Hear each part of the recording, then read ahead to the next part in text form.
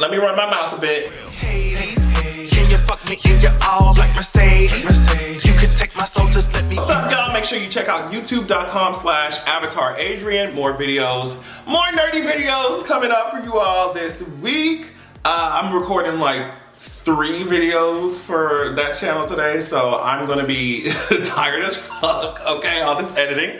But I wanted to talk real quick and just run my mouth. Let's talk about this Lil Nas X versus BET thing. Since they just had the awards, I'm doing a whole entire BET award show review video. If you haven't seen it already, which it's either out already or it's about to be out at the time that you're watching it. So some members of Lil Nas X's team and also Lil Nas X himself said the following about BET. My relationship, this is what Lil Nas X said. My relationship with BET has been painful and strained for quite some time. It didn't start with this year's nominations like most people might think. They did let me perform on their show last year, but only after I gave assurances that I was not a Satanist or a devil worshiper and that my performance would be appropriate for their audience. And then someone from Lil Nas X team said this: the response we got back was, we need to clarify a few things. Is he a Satanist? Are there going to be elements of devil worship or Satan in the show? I was so taken aback by it. We've been fielding those questions from people for months. By that point, after the video and the shoes, and of course, the answer was no, and we obviously got the slot, but it blew our minds. I guess they're talking about the kiss. Another person from his team said at some point after Montero got off stage, one of the BET producers came up to me, and before I could even open my mouth, he looked at me and said that was really fucked up. Lil Nas X said this: they say that no one cheered louder for me than them that night. But the BET Awards team was actually very upset that I kissed my dancer on stage and vocalized their discontent with multiple members of my team immediately following the performance. So there are many things here that I think are stupid as fuck. The first thing is they really get up here asking Lil Nas X if he's a devil worshiper, is he a Satanist, all that shit. And what's interesting to me is how like certain things apply to certain people and certain things don't. My first thing is that people who believe in talking snakes have no right to criticize anybody about what they believe in. Like, that's the first thing. People who believe that motherfuckers can twerk on water or whatever, like, y'all have absolutely no right to be coming at nobody for what they believe. That's the first thing before you even get started. The second thing is, like, I find it very interesting how certain things apply to some people and certain things don't, right? So we're talking about a music video for Call Me By Your Name that is like art. It's art. It's a work of art. He wasn't, even if he was though, that's the thing. That's why I wanted to make that first point. It's like, y'all have no right to first, that's the first thing. But he wasn't even acting like he was Satan or worshiping Satan. He literally killed him at the end. He was dancing on his ass. He was dancing on the image of Satan. But I find it interesting how that's a fantasy. That's art. That's you know, not real. It's something that's in a music video that he put out. That's not real. I find it interesting that y'all have such an issue with that. Y'all digging through that. But then these other niggas who get on the stage talking about how they motherfucking killing motherfuckers, shooting motherfuckers. I'm not saying that's all of rap. Obviously it's not. I'm not saying that's all of black art. Obviously it's not. But that it does exist. And those people, some of them, not all of them, but some of them are out here actually shooting the community up. Some of them. Some of them are out here actually doing the things that they say they're doing in some of the songs. And y'all let them go up there and sing the shit. So it's like, what are y'all actually pressed about? A fantasy versus real life shit that real niggas be doing, mugshots and everything, okay? And you let their ass go up there with no issue at all. Y'all talking about is he a Satanist? That shit is the stupidest thing. That's so fucking stupid. And then they gonna get mad at the kiss, but they not gonna get mad at the ratings. They're not gonna cheer. What? Y'all say he was the one that got the loudest cheer. Y'all, it's just like, and then so all of this to me makes whatever the thing that they pulled in the BET Awards, yes honey, drag us and read us down, honey, you get us together. It makes it seem so corny to me. So it's just, I feel like a lot of people are more comfortable missing the point on purpose when it's a queer artist. Because y'all sound fucking stupid.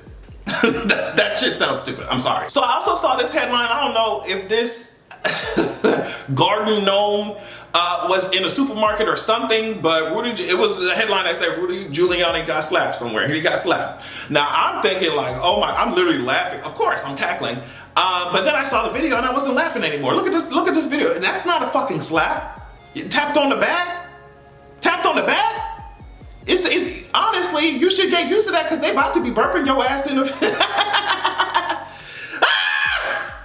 I'm sure they be burping your ass when you act like and that's such shade to babies because even babies don't. You see what I'm saying? They be burping you, girl. You should be used to that. Girl, Rudy Giuliani gonna say, all of a sudden I felt this BAM on my back. I don't know if they helped me not fall down, but I just about fell down, but I didn't. And then he's describing what the guy who I guess slapped him was saying while he was interacting with him. So Giuliani says, and he says, you're one of the people that's gonna kill women. You're gonna kill women. Then he starts yelling out all kinds of just curses, and every once in a while he puts the woman thing in. Then I guess Giuliani went to some talk show and he said the slap felt like somebody shot me. Luckily, I'm a 78-year-old who's in pretty good shape. Girl, you are in a Rubik's Cube shape and you look like Mr. Robotnik. You look like Dr. Eggman. But yeah, girl, when I seen that shit, I was like, oh damn, something happened to his annoying ass. And nothing did, girl. You literally got patted on the back like the rest of these girls do when they take away our rights, girl. Like, just shut the hell. I'm tired of seeing all their ass. I'm tired of seeing Clarence Thomas. I'm tired of seeing Rudy Giuliani. I'm tired of seeing Donald motherfucking Trump. I'm tired of seeing all these brothers. I'm tired of seeing all these Ali. I'm tired of seeing all these hoes. I'm tired of seeing all these girls. You know what else I'm tired of seeing? I'm tired of seeing the Uvalde Police Department being in the news. We already know that something fishy and weird and crazy has gone on, is going on. We talking about they don't want to release body cam footage. They don't want to get up off of no records. They don't want to cooperate with investigations after their fucked up ass non-response to that Robb Elementary shooting. They're all trifling. They trifling. But you want to take it to an even more gross and disgusting level. We're already seeing how they harass the parents, but they're taking it a step forward. Apparently, if you remember that story of this woman jumping the fence to go save her kids, to go save her children, I think she was in police. I think they were trying to restrain her, detain her. They actually she found a way to get out, and she went inside the school when they were trying to tell her not to. She went for her kids. She went to go get her kids. That's some iconic shit, right? But obviously because it highlights the fact that these policemen are so fucked up. And she was all over the news. They're harassing her.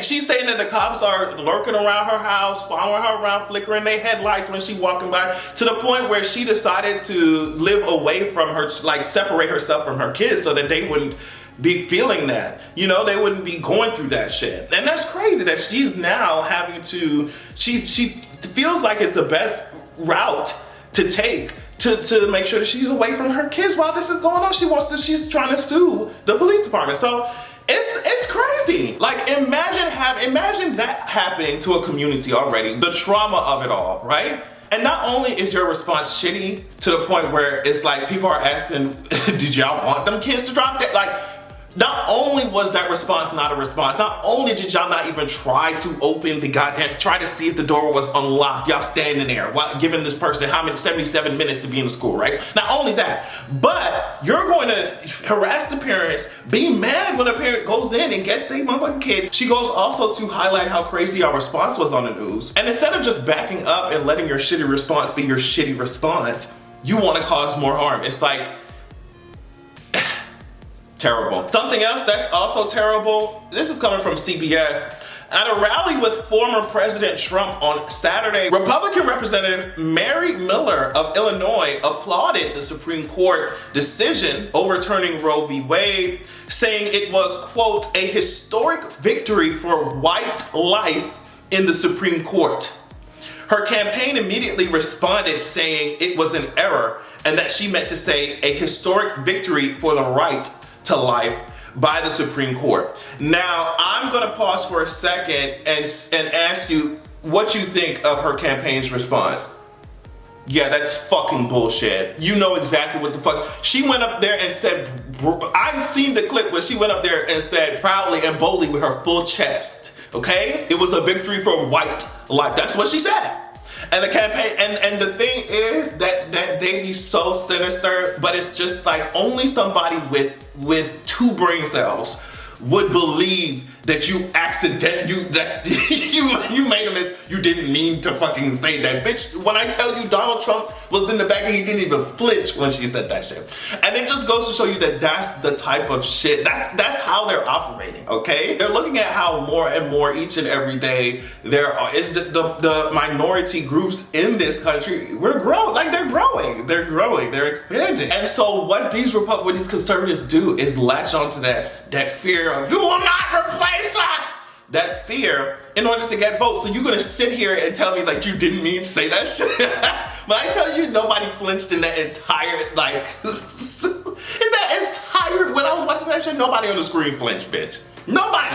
So what are you talking about? You didn't mean to say that. That's exactly what y'all meant to say. That's exactly what you meant to say. And that's exactly, like I said, the type of rhetoric that you hold on to, that you latch onto in order to get your base riled up, because you know what the tea is.